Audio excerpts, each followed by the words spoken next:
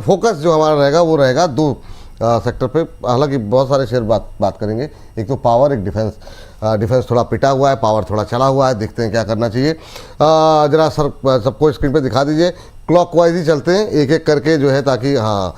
तो प्रदीप सर का ही नंबर पहले आएगा क्योंकि क्लॉकवाइज में आज सबसे ऊपर प्रदीप सर है। तो प्रदीप सर जरा देखिए सर, सीमेंस एनर्जी, मतलब ये जितनी भी ये एनर्जी सेक्टर में जो रैली आती हुई दिखाई दी है, आप इसको कैसे देख रहे हैं, और सीमेंस एनर्जी में अभी कितना दम आपको दिखाई दे रहा है? सर एनर्जी का रैली अभी कंटिन्यू रहेगा, और डिस्क्लेमर, सीमेंस आज हमने अलग प्लेटफॉर्म पे बाई कॉल दिया है। इसका टारगेट 4200 तक आना चाहिए, एंड मुझे लगता है कि करेंट जोन से भी अट्रैक्टिव लग रहा है। चार्ट बहुत ही बढ़िया है। जिस तरीके का सिचुएशन है, यहाँ से भी लॉन्ग किया जा सकता है, कोई प्रॉब्लम नहीं है। 3770 के लेवल पे एक स्टॉप लॉस मेंटेन कीजिए, बने रहिए। 4200 एंड अबव जाने के लिए रेडी हो रहा है। ये बात है सीमेंस एनर्जी को लेकर के। एनर्जी पे ही थोड़ा सा अभी फोकस करते हैं।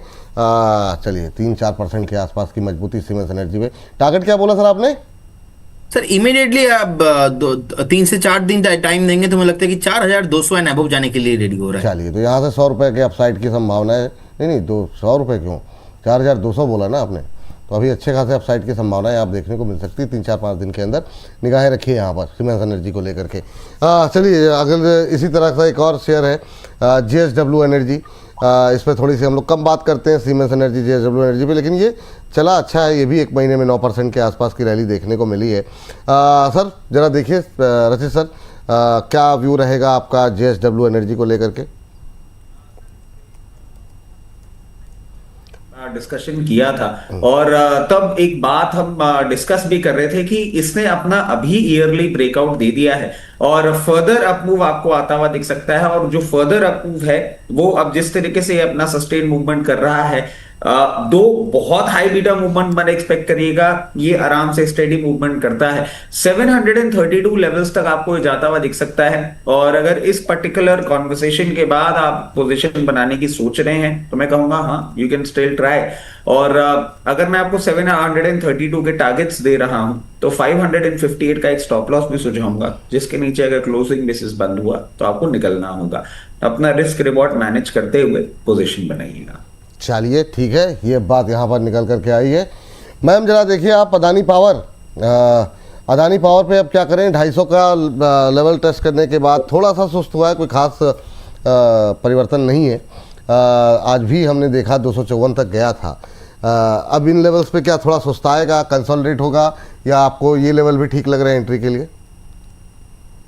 नहीं, ये लेवल बिल्कुल ठीक नहीं है एंट्री के लिए। बिल्कुल जी, थोड़ा सा अभी संभल जाओ। सी अच्छा काउंटर है, आई एग्री, रिकमेंडेशन रही है, वो सबको मालूम ही है, लेकिन अभी मत खरीदो, रिस्क रिवॉर्ड खराब है। बस इतना अगर आप समझते हैं तो you will plan it well.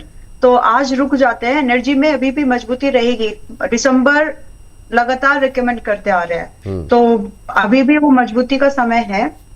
तो अभी थोड़ा आप रुक जाओ। खरीदने के लिए आप कोशिश करें 230 तक भी मिले तो चलेगा, बट अभी 247 है। जितना सस्ता खरीदोगे उतना आपका रिस्क रिवॉर्ड बेटर बन जाएगा। तो आज रुक जाइए, कल वगैरह नेक्स्ट हफ्ते देखते हैं इसको कहां पर बाय बन सकती है। और हाँ, ऐसा कोई जरूरी नहीं है कि नीचे टूटे गए, क्योंकि जो एनर्जी सेक्टर की जो मजबूती है हो सकता है ब्रेकआउट कर दे, लेकिन स्टॉप लॉस कहाँ लगाना है वो इंपॉर्टेंट है। तो अभी इसलिए थोड़ा रुक जाइए। अगर ब्रेकआउट होगा तो ब्रेकआउट के बेस पर ट्रेड दिया जाएगा दोबारा से, एक्चुअली 12 से। तो फिलहाल आप रुक जाइए, अगले हफ्ते इसको फिर से एक बार रिव्यू करेंगे। जिनके पास है वो इस बीच में 230 का स्टॉप लॉस ट्रेलिंग का लगाना चाहिए उनको भी। In fact why don't you book your profit here? I mean अगर आपके पास आपको पूरा मिला ही है, फॉर एग्जांपल आपने 220 मोस्ट रिसेंट जो रिकमेंडेशन थी वो 220 की थी, 220 से भी तो 250 आया ही है ना। सो इट्स लाइक 5-6 दिन 10-12% तो मिल ही रहा है। मंथ क्लोज कर लो अपना पॉजिटिव, दोबारा जब एंट्री मिलेगी तब देख लेंगे। एनीवेज, अगर आप आधा मिला हुआ है, मान लीजिए अब 220 पे और आपके कहने पे नहीं खरीदा, कहीं और से सुन करके 40 पे लिया, 35 पे लिया, वो भी बुक कर लें प्रॉफिट एक बार के लिए 10-12 रुपए। कहीं और से अगर सुन लिया है तो बोनस देखा करो। ठीक है, वाह, फिर भी वाह। 230 का स्टॉप लॉस फिर भी जरूरी है। डू मेंटेन स्टॉप लॉस है 230, ये जरूरी है। और मेरे ख्याल से ये स्टॉक विपुल जी 142 145 के भाव से मैं रेकमेंड करते आ रही हूँ। मेरी सलाह में बी स्मार्ट, आई मीन आधा बुक कर ही लो और 230 पर ट्रेडिंग लगा के रखो। जी। मतलब जस्ट फॉरगेट अबाउट कि आगे ठीक। क्या होगा, आगे बहुत अच्छा इसका फ्यूचर है, लेकिन आप अपना अपना देखो, अपना प्रॉफिट बुक करो आधा। चलिए ठीक है ma'am. CG power and just एक फाइनल अपडेट, एक कोफोर्ज 112 हाँ। 1200 1230, इन तीनों प्राइसेस पर मैंने आपको कई बार रिकमेंड किया है। आज कोफोर्ज में 1445 का हाई बन गया है। 1450 पहला टारगेट है। जिनको पहले टारगेट पर बुक करना था, प्लानिंग किया था, वो अभी यहाँ पर आप बुक कर सकते हो। अभी 1437 चल रहा है, लेकिन अगर आपने आज बुक नहीं किया तो जी। स्टॉप लॉस ट्रेल कर लीजिए आपका 1300 पर। किसी को फ्रेश बाय करना है आप भी कर सकते हो, लेकिन जो आगे के टारगेट जी। है, आपके टारगेट रिवाइज हो जाएंगे। जी मैम, हाँ बताइए जी मैम। जी, टाइम बहुत कम। तो आपके टारगेट जी आपके टारगेट रिवाइज हो जाएंगे 1600 से 1850 के। स्टॉप लॉस होगा 1300 का। ठीक। चलिए जो है सीजी पावर लेकर के आते हैं स्क्रीन पर। सीजी पावर प्रदीप सर देखिए जरा, 927 के आसपास चलता हुआ आधा पौना % नीचे, लेकिन काफ़ी अच्छा मोमेंटम यहाँ पर भी देखने को मिला है। 12-13% की रैली एक महीने में देखने को मिली है। आज की इस सुस्ती में क्या करना चाहेंगे आप? विपुल जी देखिए, ऑलरेडी यहाँ पे हमारा एक्टिव बाई कॉल है ऑलमोस्ट 845 850 से 927 चल रहा है स्टॉक। यहाँ से भी मुझे लगता है कि 1150, उसके बाद 1200 तक मूव दे सकता है। ब्रेकआउट के बाद अभी रिट्रेसमेंट उतना हुआ नहीं, लेकिन स्टॉक में स्ट्रेंथ है, ये आगे भी कंटिन्यू होना चाहिए। टारगेट रहेगा 1200 के आसपास। स्टॉप लॉस आपको करेंट जोन से देखा जाए तो मुझे लगता है कि एक बार 865 के लेवल पे मेंटेन करके जाना चाहिए। चलिए ये बात है यहाँ पर सीजी पावर को लेकर के। सीजी पावर के बाद सर एक रिजल्ट जो आए हैं डिफेंस में बीडीएल के, उसने थोड़ा सेंटिमेंट ख़राब किया है, और ये जो गिरावट है कहाँ तक जा सकती है। काफ़ी लोगों की पोजीशन है, परसों टूटा, आज फिर टूटा, 1200 के आसपास आ चुका है। आप कैसे देख रहे हैं बीडीएल पे, आपका व्यू? सर देखिए, एक अच्छा डाउनसाइड मोमेंटम हमें देखने को मिल रहा है इसमें, और जिस तरह से ये पोजीशन है, हो सकता है आपको थोड़ा सा और डाउनसाइड मूवमेंट देखने को मिले, बट एज पर अंडरस्टैंडिंग जितना मैं समझ पा रहा हूं, पैनिक होने के बजाय यहां इन लेवल्स पे बाइंग अपॉर्चुनिटी के तौर पे अगर ढूंढेंगे तो ज्यादा बेटर रहेगा।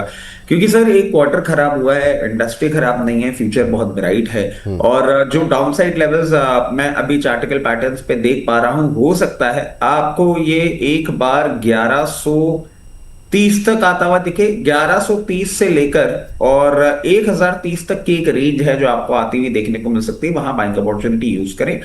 अगर अब, क्योंकि ये तो बोलना ही बेकार है कि आपने कहीं लोअर लेवल पे ले रखा हो, क्योंकि लोअर लेवल्स तो यही है, तो प्रॉफिट बुकिंग की तो बात आती ही नहीं है।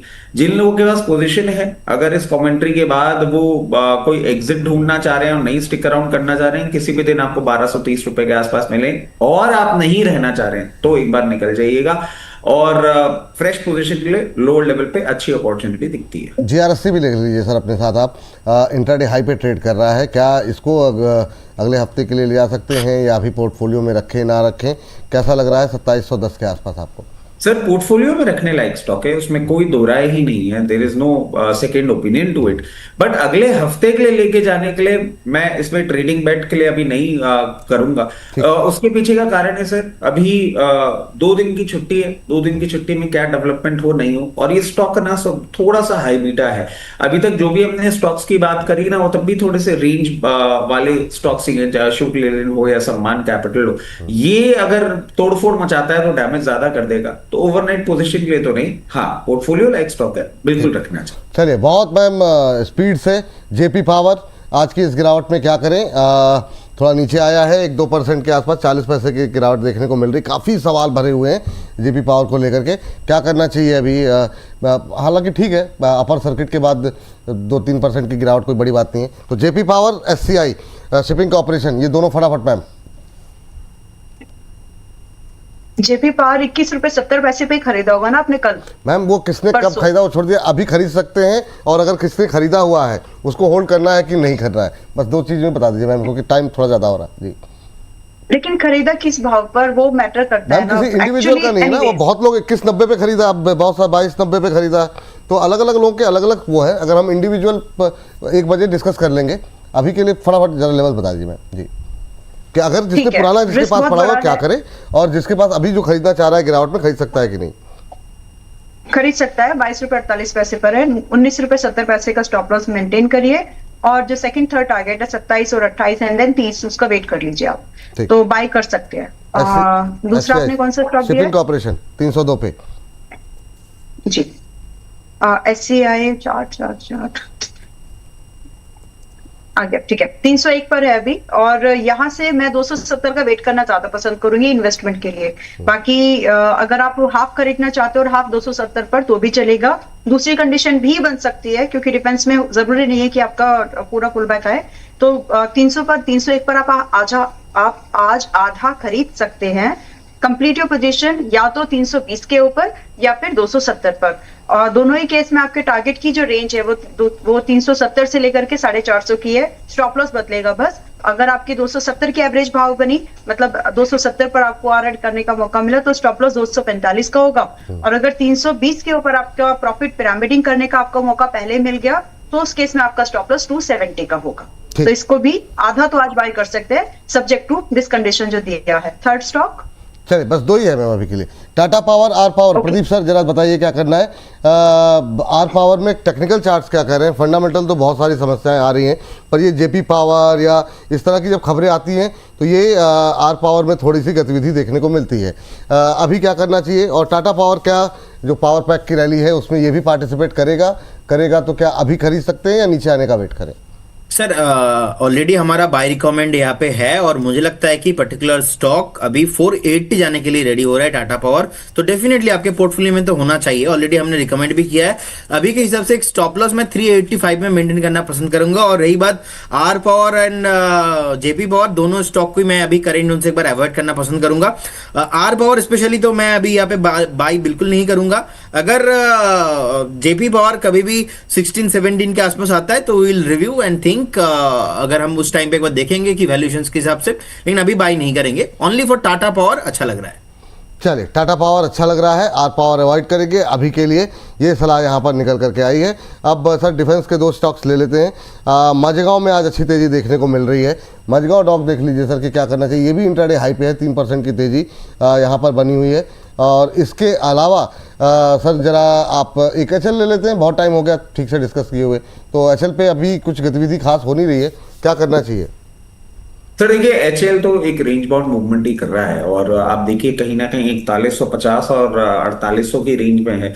जब 4800 तोड़ेगा तब इस मोमेंटम आएगा। मैं समझता हूँ बोनस पर के सदस्यों के पास ये रखा हुआ है, जिनके पास नहीं है, कभी भी आपको lower end of the range मिले आप पोजीशन बना सकते हैं। मझगांव डॉक, जीआरएससी, ये जिस तरीके के मूवमेंट दिखा रहे हैं, हो सकता है या तो कोई अनाउंसमेंट आने वाला हो मरीन डिफेंस को लेके, या कोई एक्सपोर्ट ऑर्डर की बात हो रही हो। अभी ये जो मोमेंटम है, हो सकता है आपको 2641 रुपए तक, 2651 रुपए तक जाता हुआ दिख सकता है।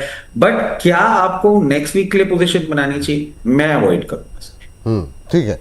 और एचएल में गिरावट में खरीदारी करेंगे, ये बात निकल के आई ना? बिल्कुल चलिए। सर।